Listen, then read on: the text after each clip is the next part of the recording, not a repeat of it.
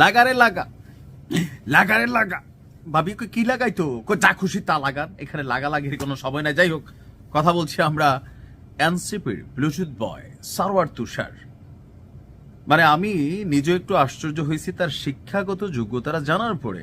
মানে আমার কাছে মনে হয়েছে যে বাংলাদেশের টেলিভিশন টক শোতে অথবা এনসিপির বিভিন্ন জায়গায় মুখপাত্র হিসাবে তুষার যে কোন লেভেলের চাপাবাজ ভাই, আমার কাছে মনে হয়েছে চাপাবাজ। এই কারণে বললাম, এত অল্প শিক্ষাগত যোগ্যতা দিয়ে এভাবে টেলিভিশন টক শো দাপিয়ে বেড়ানো, তারপর নীলা ইসরাফিলের মতন একজন মেয়েকে প্রস্তাব দেওয়া, এই সকল কিছুর পেছনে একটাই আছে, কি? মুখ চাপা।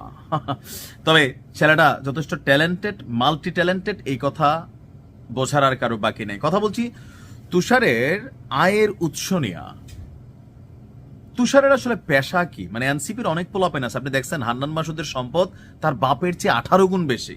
3 দিন আগে এরকম হ্যাংলা পাতলা একটা ছেলে ছিল, হ্যাঁ, কান্নাকাটি করতো, আজকে তার সম্পদ তার বাবার চেয়ে 18 গুণ বেশি। পেশাটা কি?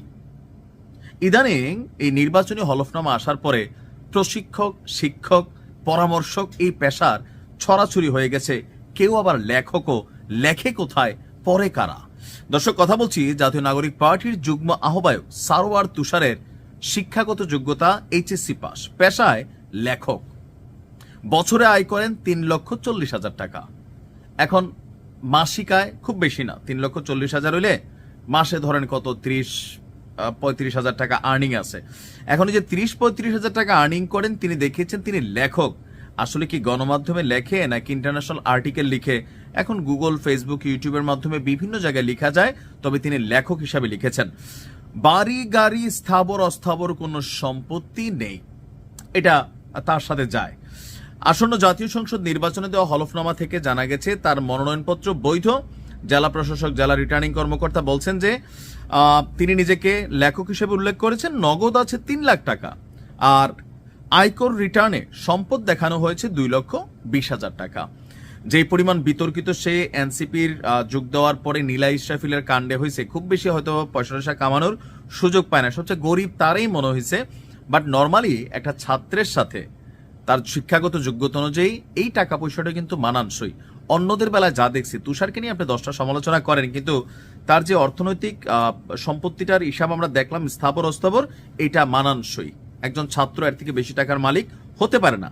অথবা এনসিপি তৈরির পরে বাকিরা যেমন রাতারাতে আঙ্গুল ফুলা কলা গাছ হয়ে গেছে হান্নান মাসুদের মতন, তুষারের এই জায়গাটাতে আবার একটা স্বচ্ছতা আছে। আর সারওয়ার তুষার নরসিংদী 2 পলাশ আসন থেকে নির্বাচনে অংশ নিতে মনোনয়নপত্র জমা দিয়েছেন। আর এই আসনে বিএনপির আরেকজন হার্ডেস্ট প্রতিদ্বন্দ্বী আছেন ডক্টর আব্দুল মঈন খান। তুষার বলছে, আমার সব তথ্য হলফনামায় উল্লেখ করা হয়েছে, এর বাইরে আমার নিজস্ব বা পরিবারের কোনো কিছুই নেই, এমনকি আমার নামে কোনো গাড়ি বাড়িও নেই। আমার কাছে মনে হয়েছে যে সব ঠিক আছে। আবার আপনি অন্যদিকে দেখেন এনসিপি নেতা মাহবুবের 96 লাখ টাকা সম্পদ, বছরে আয় 15 লক্ষ টাকা, বাকিদের কোটি কোটি টাকা, লক্ষ লক্ষ টাকা।